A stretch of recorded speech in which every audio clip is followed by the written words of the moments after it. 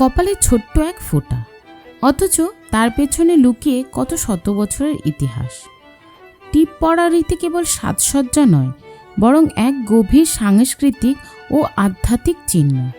এই প্রথার শুরু খুঁজে পাওয়া যায় প্রাচীন সিন্ধু সভ্যতায়, যেখানে মৃৎপাত্রে খোদাই করা নারী মূর্তিতে টিপ সদৃশ্য চিহ্নও দেখা যায়।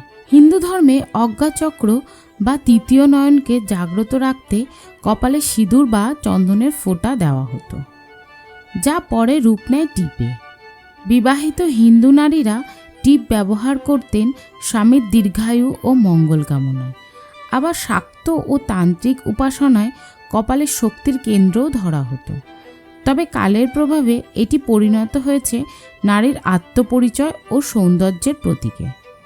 আজও টিপ শুধুই একটি সাজ নয়, বরং নারীর আত্মবিশ্বাস, ঐতিহ্য ও ইতিহাস বহন করে।